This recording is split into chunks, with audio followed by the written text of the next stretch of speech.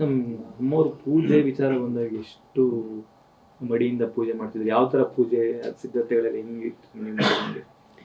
ಅವಳು ಕೇಳಿ ಹೇಳ್ತಾಳೆ, ಬಿಲ್ಪತ್ರಲ್ಲಿ 3 ಎಲೆನೇ ಇರಬೇಕಿತ್ತು. ಪೂಜೆ ವಿಷಯ ಬಂದರೆ ಕಾಂಪ್ರಮೈಸ್ ಆಗ್ತಿರ್ಲಿಲ್ಲ ಅವರು. ಅವ್ರು ಯಾವುದು ಬೇಕೋ, ಯಾವ ದೇವ್ರಿಗೆ ಯಾವ ಹೂವು ಬೇಕೋ ಆ ಹೂವು ಬೇಕೇ ಬೇಕು ಅವ್ರಿಗೆ. ಈಗ ಶಿವನಿಗೆ ದಿನಾ 108 ಅದು 3 ಎಲೆ ಇರಲೇಬೇಕು. ಅದ್ರಲ್ಲಿ 1 ಎಲೆ ಉದ್ರೋಗಿದ್ರೂ ಆಗ್ತಿರ್ಲಿಲ್ಲ ದೇವ್ರಿಗೆ. ಈ ನಮಗೆ ಈ ಇದ್ರ ಮಾಸ ಬರ್ತಿತ್ತು ನೋಡಿ, ಮಾರ್ಚ್ ಟೈಮಲ್ಲಿ ಮಾರ್ಚ್ ಟೈಮಲ್ಲಿ ಎಲೆಗಳು ಉದುರು ಬಿಡ್ತಾ ಇತ್ತು. ಅವಾಗ ನಮಗೆ ವಸಂತ ಋತು ಮುಂಚೆ ಇರ್ತಿರ್ಲಿಲ್ಲಲ್ಲ, ಎಲ್ಲ ಎಲೆಗಳು ಉದುರೋಗ್ತಿತ್ತು. ಅಮ್ಮ ಸಿಗಲ್ಲ ಅಮ್ಮ, ಎಲ್ಲಿಂದ ನನಗೆ ಗೊತ್ತಿಲ್ಲ, ನಂಗೆ ಬೇಕು ಬಿಲ್ಪತ್ರೆ ಅಷ್ಟೇ. ನನಗೆ ಬಿಲ್ಪತ್ರೆ ಇದೆ, ಪೂಜೆ ಮಾಡೋಕ್ಕಾಗಲ್ಲ. ಅಂತೂ 365 ದಿವಸನೂ ಬಿಲ್ಪತ್ರೆ ಬೇಕಿತ್ತು, ತುಳಸಿ ಬೇಕಿತ್ತು, ಗರಿಕೆ ಬೇಕಿತ್ತು. ಆಮೇಲೆ ದೇವಿಗೆ ಮಲ್ಲಿಗೆ ಹೂವೇ ಬೇಕು. ಶುಕ್ರವಾರ ನೀವು ನಂಬ್ತೀರಾ ಇಲ್ವಾ, ಅವರು ರಾಜರಾಜೇಶ್ವರಿಗೆ ಮಲ್ಲಿಗೆ ಹಾರನೇ ತೊಗೊಂಡೋಗ್ಬೇಕು. ಅದು ಎಷ್ಟೇ ದುಡ್ಡಾಗಲಿ ಎಷ್ಟೇ ಆಗಲಿ ಚೆನ್ನಾಗಿರೋದು ಬರಬೇಕು, ಮಲ್ಲಿಗೆ ಹಾರನೇ ಬೇಕು. ಅವರು ತಾಯಿ ನಮಗಿವತ್ತು ನಮ್ಮ ತಾಯಿ ಬದುಕಲ್ಲಿ ನಮಗೆ 2 ಇನ್ಸಿಡೆಂಟಲ್ಲೇ ಇದು ಅವರ ಪೂಜಾ ಫಲದಿಂದಲೇ ಸರ್ವೈವ್ ಆದರೂ ಏನೋ ಗೊತ್ತಿಲ್ಲ ನಮ್ಮಮ್ಮ. ಅವರು ಈಶ್ವರನಲ್ಲಿ ತುಂಬ ಪರಮ ಭಕ್ತೆ ಮತ್ತು ರಾಜರಾಜೇಶ್ವರಿನಲ್ಲಿ. ಆ ಒಂದು ಅವರ ಬದುಕಿನ 2 ಸಂಕಷ್ಟನೂ ಕೂಡ ಆ ದೇವರೇ ಕಾಪಾಡೋದು ಅನ್ನೋ ನಂಬಿಕೆ ನಮಗೂ ಆ ಟೈಮಲ್ಲಿ ಅವರು ಸರ್ವೈವ್ ಆಗಲ್ಲ ಅನ್ನೋ ಟೈಮಲ್ಲಿ ಅವರ ಕಷ್ಟ ಇತ್ತು. ಯಾಕೆಂದ್ರೆ ನಮ್ಮ ಫ್ಯಾಮಿಲಿ ಹೇಳಬೇಕಂದ್ರೆ ಕಷ್ಟ ಇತ್ತು. ಅದು ಎಲ್ಲ ಡಾಕ್ಟರ್ಸ್ ಇದರಿಂದ ಹೇಳಿಬಿಟ್ಟಿದ್ದು ಉಳಿಯೋದು ಕಷ್ಟ ಇದೆ ಅಂತ. ಆದರೆ ಅದು ದೈವದ ಸಂಕಲ್ಪನೋ ಏನೋ. ಬಟ್ ರಾಜರಾಜೇಶ್ವರಿ ಮಾಡಿದ್ದು ಪೂಜಾ ಫಲ. ಅವರ ಸ್ವಾಮೀಜಿ ಒಬ್ಬರು ಇದ್ದರು ಹಿಂದಿನವರು, ಅವ್ರು ಫೋನ್ ಮಾಡಿ ಹೇಳಿದ್ರು ನಮ್ಮ ಮನೆಗೆ, ನೀವೆಲ್ಲ ಮನೇಲಿ ಅಂದ್ಕೊಂಡಿದ್ದೀರ ಅವ್ರು ಉಳಿಯಲ್ಲ ಅಂತ ಹೇಳಿಬಿಟ್ಟು. ಅವಳು ದೇವಿ ಮಗಳಿದ್ದಾಳೆ, ಖಂಡಿತ ನಿಮ್ಮ ಮನೆಗೆ ಬರ್ತಾಳೆ, ನಿಮ್ಮ ಮನೇಲಿ ಆತಂಕ ಬೇಡ, ಯಾರಿಗೂ ಆತಂಕ ಬೇಡ ನೀವು ಅಂತ ಹೇಳಿಬಿಟ್ಟು ಅವರು ಸ್ವಾಮೀಜಿಗಳು ಅವರು ಕಲ್ಕಟ್ಟಾದಲ್ಲಿದ್ದರು. ಆಮೇಲೆ ನಮ್ಮಮ್ಮ ಮನೆಗೆ ಬಂದಮೇಲೆ ಎಲ್ಲ ವಾಸಿ ಆದಮೇಲೆ ದೇವಸ್ಥಾನಕ್ಕೆ ಹೋದಾಗ ಒಂದೇ ಮಾತು ಹೇಳಿದ್ರು, ಚಿನ್ನಮ್ಮನವರೇ ನೀವು ಈ ರಾಜರಾಜೇಶ್ವರಿಯ ಮಗಳು, ಈ ಇದರಲ್ಲಿ ನೀವು ಯಾರೋ ಹೊಟ್ಟೆಲಿ ಹುಟ್ಟಿರ್ಬೋದು, ಆದರೆ ಆ ದೇವಿ ಮಗಳೇ ನೀವು. ಇದು ನಿಮ್ಮ ತವರು ಮನೆ.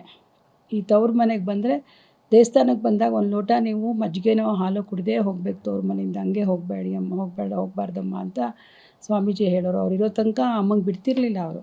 ನೋಡಿ ಅದೇ ಈಗ ಮೊನ್ನೆ ಅಮ್ಮ ಸತ್ತಾಗ ಮೊದಲನೇ ಸೀರೆ ಅಲ್ಲಿಂದ ನಾವು ಎಕ್ಸ್ಪೆಕ್ಟ್ ಮಾಡಿರಲಿಲ್ಲ. ಅದು ದೇವಸ್ಥಾನದಿಂದ ಅಮ್ಮನ ತಗೊಂಬಂದು ಅರ್ಧ ಗಂಟೆಗೆಲ್ಲ ಅಲ್ಲಿಂದ ಅಮ್ಮನಿಗೆ ಸೀರೆ ತಂದು ಕೊಟ್ಟರು. ಯೆಲ್ಲೋ ಕಲರ್ ಸೀರೆ ಹಾಂ, ಯೆಲ್ಲೋ ಕಲರ್ದು. ಅದಾದಮೇಲೆ ನೋಡಿ ಅವರು ಎಷ್ಟು ಜನಕ್ಕೆ ಯೋಗ ಬರುತ್ತೆ. ಇಲ್ಲಿ ಕಾರಂಜಿ ಆಂಜನೇಯಕ್ಕೆ ಹೋಗ್ತಾಯಿದ್ರು, ಅಲ್ಲಿ ಪುರೋಹಿತರು ಬಂದರು. ಅವರು ಅಮ್ಮನಿಗೆ ಇದು ಕೊನೆ ಸೀರೆ ಸೀತಮ್ಮನವ್ರದ್ದು, ಅವ್ರ ಹೆಸರು ಸೀರೆ ಅಮ್ಮನವ್ರಿಗೆ ಇದು ಸೀತಮ್ಮನವ್ರಿಗೆ ಉಡ್ಸಿರೋ ಸೀರೆ ಉಡಿಸಿ ಅಂತ ತಂದು ಕೊಟ್ಟರು. ಆಮೇಲೆ ಇಲ್ಲಿ ವೆಂಕಟೇಶ್ವರ ದೇವಸ್ಥಾನಕ್ಕೆ ಹೋಗೋರು ನಮ್ಮಮ್ಮ, ಅವರು ನೋಡಿಯಮ್ಮ ಇದು ಕೊನೆ ಸೀರೆ ಅವ್ರಿಗೆ ಉಡಿಸಿ ಕಳಿಸಿ ಅಂತ ಅಂದರು. ಆಮೇಲೆ ಇನ್ನೂ ಒಂದು ಯಾವುದೋ ದೇವಸ್ಥಾನದಲ್ಲಿ ಕಳಿಸಿದ್ರು. ಅಷ್ಟೇ ಅಲ್ಲ ನೋಡಿ, ನಾವು ದಾರಿನಲ್ಲಿ ಇಲ್ಲಿಂದ ಹಾಸನ ಹೊಳೆನರಸೀಪುರಕ್ಕೆ ಹೋಗೋ ತನಕ ಮಡ್ಲಕ್ಕಿ ಅಂತೇಳಿ ಪಾಪ ಆಯಾ ಊರಲ್ಲಿ ಅವ್ರ ಪ್ರೀತಿಗೆ ತಕ್ಕನಾಗ ಒಂದೊಂದು ಸೀರೆ ಇಟ್ಟು ಮಡ್ಲಕ್ಕಿ ಕೊಟ್ಟಿದ್ದಾರೆ ಅಮ್ಮನಿಗೆ. ಇದಕ್ಕೆ ಎಷ್ಟು ಜನ ಹೆಣ್ಮಕ್ಳಿಗೆ ಯೋಗ ಸಿಗುತ್ತೆ ಹೇಳಿ ಇದನ್ನು. ಅದು ಯಾವುದೋ ನಮಗೆ ಯಾವ ದೈವಿಕ ಶಕ್ತಿ ಅವ್ರನ್ನ ಕರ್ಕೊಂಡೋಗಿದೆಲ್ಲ ಮಾಡಿಸ್ತು ನಮಗಂತೂ ಗೊತ್ತಿಲ್ಲ. ಅಥವಾ ಅವ್ರು ಮಾಡಿದ ಪೂಜೆ ಫಲನೋ ಅದು ಗೊತ್ತಿಲ್ಲ ನಮಗೆ. ತುಳಸಿ ಪೂಜೆ ತುಳಸಿ ಪೂಜೆ ಮಿನಿಮಮ್ ಅರ್ಧ ಗಂಟೆ ಮಾಡೋರು ಬೆಳಗ್ಗೆ ಹೊತ್ತು. ಯಾಕೆ ತುಳಸಿ ಪೂಜೆ ಮಾಡಬೇಕಂದ್ರೆ ಫಸ್ಟು ಸೂರ್ಯನಿಗೆ ಅರ್ಘ್ಯ ಕೊಡೋರು. ಆಮೇಲೆ ತುಳಸಿಗೆ ಎಲ್ಲ ಅರಿಶಿನ ಕುಂಕುಮ ಹೂವು ಮತ್ತು ಒಂದಷ್ಟು ಶ್ಲೋಕಗಳಲ್ಲೂ ಹೇಳ್ಕೊಂಡು ಎಲ್ಲ ಮಾಡಿಕೊಂಡು ಮಿನಿಮಮ್ ಅರ್ಧ ಗಂಟೆ ತುಳಸಿ ಪೂಜೆ, ಸೂರ್ಯನ ಪೂಜೆ ಮಾಡ್ತಾಯಿದ್ದಿತ್ತು ಡೈಲಿ. ಮತ್ತು ಸಾಯಂಕಾಲ ಒಂದು ಸತಿ 2 ಸತಿ ತುಳಸಿ ಪೂಜೆ ಮಾಡಿದೆ. ಎಂಥ ಅರ್ಜೆಂಟೇ ಇದ್ದರೂ ತುಳಸಿ ಪೂಜೆ ಮಾತ್ರ ಮಾಡದೆ ಹೊರಗಡೆ ಹೋಗ್ತಾನೆ ಇರಲಿಲ್ಲ. ಬಸಲು ಪೂಜೆ ಹತ್ರವಾಗಂತೂ ಮಾಡ್ತಿರ್ಲಿಲ್ಲ, ಯಾವುದು ಅರ್ಜೆನ್ಸಿ. ಆಗೊಂದು ಸಿಸ್ಟಮ್ ಇತ್ತು, ಅದೇ ಸಿಸ್ಟಮ್. ಬೆಳಗ್ಗೆ ಅವರು 4:15ಗೆ ಹೇಳೋ ಅಭ್ಯಾಸ. ಎದ್ದು ಎಲ್ಲ ದೇಣಿ ಮುಗಿಸ್ಕೊಂಡು 8 ಗಂಟೆ 7:30-8 ಗಂಟೆಗೆ ದೇವ್ರ ಮನೆಗೆ ಬರೋರು. ಬಂದರೆ 1 ಗಂಟೆಯಿಂದ 2 ಗಂಟೆ ತನಕ ಆಲ್ಮೋಸ್ಟ್ ಪೂಜೆನಲ್ಲೇ ಕಳೆಯೋರು. ಸೋಮವಾರ ಈಶ್ವರನ ದೇವಸ್ಥಾನಕ್ಕೆ ಹೋಗೋರು, ಗುರುವಾರ ರಾಘವೇಂದ್ರ ಸ್ವಾಮಿ ಮಠಕ್ಕೆ ಹೋಗೋರು, ಶುಕ್ರವಾರ ರಾಜರಾಜೇಶ್ವರಿ ದೇವಸ್ಥಾನಕ್ಕೆ ಹೋಗೋರು. ಆ ದೇವಸ್ಥಾನಗಳಿಗೆ ಹೋಗಿ ಬಂದು 1:30-2 ಗಂಟೆ ತನಕ ದೇವ್ರ ಮನೆಯಲ್ಲೇ ಅವ್ರದ್ದು ಪೂಜೆ. ಮತ್ತೆ ಮಧ್ಯಾಹ್ನ ಸ್ವಲ್ಪ ಹೊತ್ತು ರೆಸ್ಟ್ ತೊಗೊಳೋರು ಊಟ ಮಾಡಿ. ಪೂಜೆ ಮುಗಿಯೋ ತನಕ ಯಾವುದೇ ಕಾರಣಕ್ಕೂ ಅವರು ಫಸ್ಟ್ ಅಂತೂ ಹಾಲು ಕುಡಿತಿರ್ಲಿಲ್ಲ. ಈಗೊಂದು 3-4 ವರ್ಷದಿಂದ ನಾನು ತೀರಾ ಇಷ್ಟು ವಯಸ್ಸಾಗಿದೆ ಹಿಂಗೆ ಇದು ಮಾಡ್ತಿರಲಿಲ್ಲ ಅಂತ ಬೆಳಗ್ಗೆ ಎದ್ದು ಒಂದು ಕಪ್ ಹಾಲು ಕುಡಿದ್ಬಿಟ್ಟು ಸ್ನಾನ ಮಾಡಿ ದೇವ್ರ ಮನೆಯೊಳಗೆ ಹೋದರೆ ಪೂಜೆ ಮುಗಿಯೋ ತನಕ ಯಾವ ಕಾರಣಕ್ಕೂ ಇನ್ನೇನೇ ಮಾಡಿದ್ರು ತೊಗೋತಿರ್ಲಿಲ್ಲ ಏನೂ.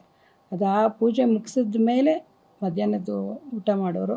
ಅದು ಅಪ್ಪನ ಜೊತೆನೇ. ಅಪ್ಪನೂ ಕಾಯೋರು, ಅಮ್ಮನಿಗೆ ಕಾದು ಇಬ್ಬರು ಒಟ್ಟಿಗೆ ಊಟ ಮಾಡೋರು. ಸ್ವಲ್ಪ ಹೊತ್ತು ಮಲ್ಕೊಳ್ಳೋರು, ಮತ್ತೆ ಎದ್ದೇಳೋರು. ಅಪ್ಪನ ಜೊತೆ ಸ್ವಲ್ಪ ಕೂತ್ಕೊಂಡು ಟಿ ವಿನಲ್ಲಿ ಶಿವಂದು ರಾಮಾಯಣ ಮಹಾಭಾರತ ಇಂಥದ್ದು ಅಥವಾ ಹಳೆಯ ಪಿಕ್ಚರ್ಗಳು. ಅವ್ರ ಫೇವ್ರೆಟ್ ಹೀರೋಯಿನ್ ಪಂಡ್ರಿಬಾಯಿ, ಲೀಲಾವತಿ ಅಂಥವ್ರ ಫಿಲಮ್ಸು ಇರ್ತದೆ ನೋಡೋರು. ತುಂಬ ಇಷ್ಟವಾದ್ದು ಅಂದರೆ ಒಂದು ಸ್ವಾಮಿ ದೇವನೇ ಲೋಕಪಾಲನೆ ಇದೆಯಲ್ಲ, ಅದು ಸೂರ್ಯಂಗೆ ಹೇಳ್ದೆ ಇರ್ತದಿಲ್ಲ. ಎದ್ದ ತಕ್ಷಣ ಹೇಳೋರು ಅದನ್ನು. ತುಳಸಿ ಪೂಜೆ ಆದಮೇಲೂ ಹೇಳು, ತುಳಸಿ ಪೂಜೆ ಟೈಮಲ್ಲಿ ಸೂರ್ಯನಿಗೆ ನಮಸ್ಕಾರ ಮಾಡ್ಬೇಕಾದ್ರೆ ಅದೊಂದು ಹೇಳೋರು.